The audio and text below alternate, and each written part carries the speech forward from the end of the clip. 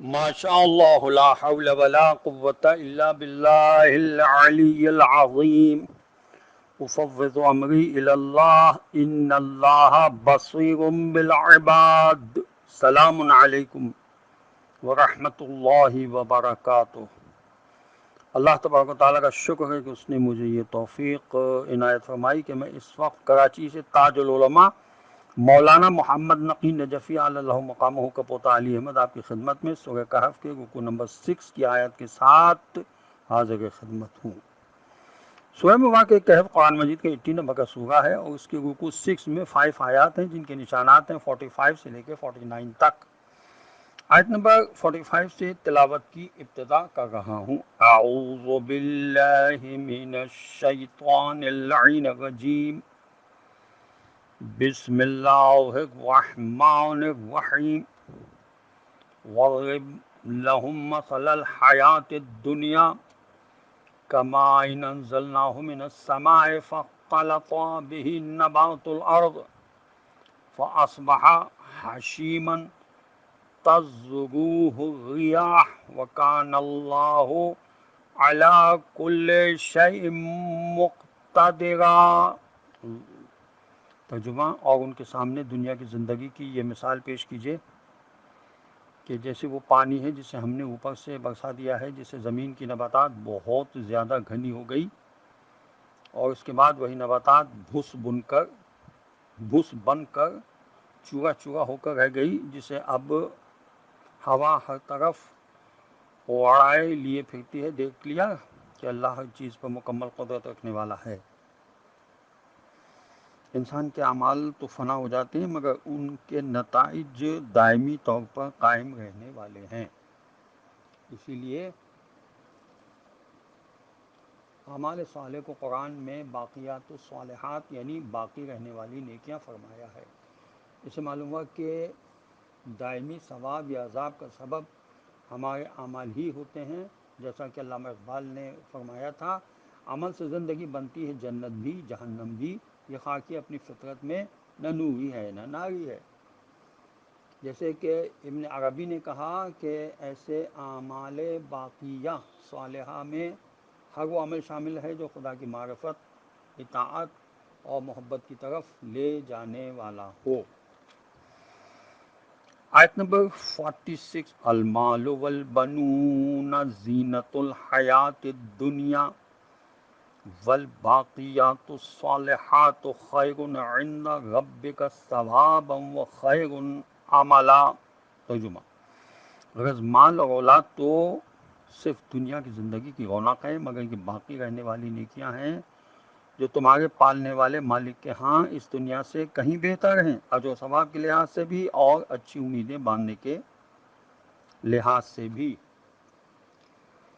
یہاں باقیات الصالحات کا تذکرہ ہوا جس کا مطلب ہے ہمیشہ باقی رہنے والی نیکیاں۔ اکثر پرانے مفسرین نے آیت کا مفہوم بہت محدود لیا ہے، حقیقتاً باقی رہنے والی نیکیوں کا مفہوم بہت زیادہ وسیع ہے۔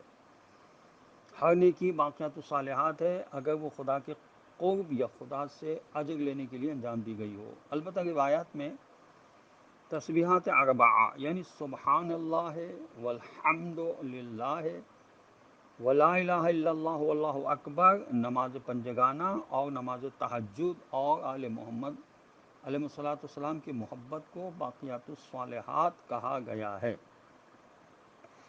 اس کا مطلب یہ ہے کہ یہ چیزیں بھی باقیات الصالحات ہیں، لیکن ان روایات کا مطلب یہ نہیں ہے کہ بس یہی چیزیں باقی رہنے والی نیکیاں ہیں۔ البتہ باقی رہنے والی نیکیوں میں یہ چیزیں بہت اہم اور قابل ذکر ضرور ہیں۔ یہ تفسیر نمونہ میں لکھا ہے، تفسیر نور الثقلین میں اور تفسیر انوار النجم میں لکھا ہے کہ حضرت امام جعفر صادق علیہ الصلوۃ والسلام نے فرمایا ہماری محبت کو کمتر نہ سمجھو کیونکہ یہ باقیات الصالحات میں سے ہے۔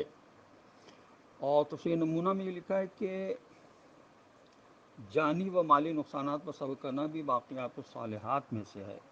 آیت نمبر 47، وَيَوْمَ نُسَيِّرُ الْجِبَالَ وَتَرَى الْأَرْضَ بَارِزَةً وَحَشَرْنَاهُمْ فَلَمْ نُغَادِرْ مِنْهُمْ أَحَدًا۔ ترجمہ، اور اس دن جب ہم پہاڑوں تک کو چلا دیں گے اور تم زمین کو بالکل چٹیل صاف کھلا ہوا دیکھو گے، اور ہم سب کو اس طرح جمع کر دیں گے کہ اگلوں پچھلوں میں سے کسی ایک کو بھی نہ چھوڑیں گے۔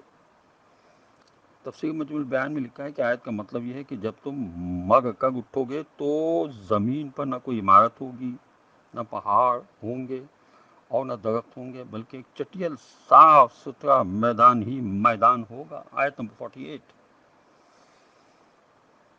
وَأُرِدُوا عَلَىٰ رَبِّكَ صَفًّا لَقَدْ جِئْتُمُونَا كَمَا خَلَقْنَاكُمْ اول مرتم بل زعمتم ان لن نجعل لکم موعدا۔ ترجمہ: اور سب کے سب تمہارے پالنے والے مالک کے سامنے قطار باندھے پیش کی جائیں گے۔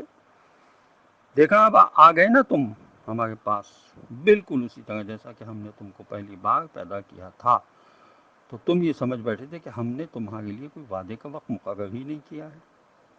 تفسیر تبیان میں لکھا ہے کہ انسان بھی جس طرح اکیلا بھیجا گیا تھا اسی طرح بالکل اکیلا، بے بس، اور تمام زینتوں اور آرائشوں سے الگ تھلگ خدا کے سامنے اپنا اعمال نامہ لے کر حاضر ہوگا۔ آیت نمبر 49 کس رکوع کی آخری آیت ہے؟ وَوُضِعَ الْكِتَابُ فَتَرَى الْمُجْرِمِينَ مُشْفِقِينَ مِمَّا فِيهِ وَيَقُولُونَ يَا وَيْلَتَنَا مَا لِهَٰذَا الْكِتَابِ لَا يُغَادِرُ صَغِيرَةً وَلَا كَبِيرَةً إِلَّا أَحْصَاهَا وَوَجَدُوا مَا عَمِلُوا حَاضِرًا وَلَا يَظْلِمُ رَبُّكَ أَحَدًا۔ ترجمہ: اب تمہارے عمل کی کتاب تمہارے سامنے رکھ دی جائے گی تو اس وقت تم مجرموں کو دیکھو گے کہ وہ اس چیز سے بری طرح ڈر رہے ہوں گے جو ان کے اعمال کی کتاب میں لکھا ہوا ہے، اور کہہ رہے ہوں گے ہائے ہماری کمبختی، یہ کیسی کتاب ہے کہ جو ہماری کسی چھوٹی اور بڑی حرکت کو لکھے اور گھیرے بغیر چھوڑتی ہی نہیں۔ اگر جو کچھ بھی انہوں نے کیا تھا وہ سب کا سب اپنے سامنے موجود پایا اور دیکھ لیا کہ تمہارا پالنے والا مالک کسی پر ظلم یا زیادتی نہیں کرتا۔ حضرت امام جعفر صادق علیہ السلام سے روایت ہے کہ جناب رسول خدا صلی اللہ علیہ وسلم نے فرمایا قیامت کے دن اور انسان کو ایک نوشتہ دیا جائے گا، اس سے کہا جائے گا کہ اس کو پڑھ۔ جب وہ اسے پڑھ لے گا تو اسے اپنے سارے کرتوت اعمال یاد آ جائیں گے، یہاں تک کہ پلکوں کا جھپکانا اور کوئی ذرا سی بات بھی جو اس نے کی تھی یا کوئی قدم اٹھایا تھا، غرض کوئی چھوٹی سے چھوٹی بات بھی ایسی نہ ہوگی جو اس نے کی ہو اور اس نوشتے میں نہ لکھی ہو، اور اس کے پڑھتے ہی اسے وہ تمام باتیں اس طرح یاد آتی جائیں گی جیسے اس نے یہ سب کام ابھی ابھی کیے ہیں۔ اسی لیے سب کے سب گھبرا گھبرا کے یہ کہیں گے کہ ہماری خرابی اور بدبختی یہ کیسی تحریر ہے جو نہ ہماری کسی چھوٹی سی بات کو چھوڑتی ہے اور نہ کسی بڑی بات کو۔ یہ تفسیر صافی میں بحوالہ تفسیر عیاشی اور تفسیر نور الثقلین لکھا ہے۔ نامہ اعمال 3 قسم کے ہوں گے۔ آیت قرآنی سے معلوم ہوتا ہے کہ قیامت کے دن 3 قسم کے نامہ اعمال ہوں گے۔ نمبر 1 یہ وہ کتاب ہے جس میں سب کے نامہ اعمال لکھے ہوں گے۔ نمبر 2 وہ کتاب جو ہر امت کے لیے الگ الگ ہوگی، فرمایا ہر امت اپنی کتاب اور اپنے نامہ اعمال کی طرف بلائی جائے گی۔ نمبر 3 ہر انسان کی الگ الگ کتاب ہوگی، جیسا کہ خدا نے فرمایا کہ ہر انسان کی کتاب ہم نے اس کے گلے میں ڈال دی اور قیامت کے دن ہم اس کتاب کو باہر نکالیں گے۔ یہ سورہ بنی اسرائیل کی آیت نمبر 13 کا مفہوم ہے جو تفسیر المیزان میں لکھا ہے۔ آخر میں خدا کا فرمانا کہ تمہارا پالنے والا مالک کسی پر ظلم نہ کرے گا، اس کا مطلب یہ ہے کہ جو کام کسی نے نہ کیا ہوگا یا جس کا وہ ذمہ دار نہ ہوگا وہ کام اس کے نامہ اعمال میں لکھا ہوا نہیں ہوگا، اور نہ خدا کسی نیکی پر ثواب کم کرے گا اور نہ کسی برائی کرنے والے کو اس کی برائی سے زیادہ سزا دے گا۔ یہ تفسیر صافی میں لکھا ہے۔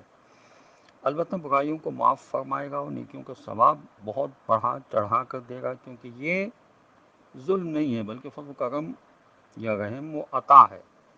خداوند عالم کی بارگاہ میں دعا ہے کہ پروردگار ہمیں قرآن پڑھنے، سمجھنے اور اس پر عمل کرنے کی توفیق نصیب کرے، اور وارث قرآن حضرت امام زمانہ عجل اللہ تعالی فرج شریف کے ظہور میں تعجیل ہو، اور خداوند عالم ہمیں ان کے اعوان و انصار میں شامل ہونے کی توفیق عطا فرمائے۔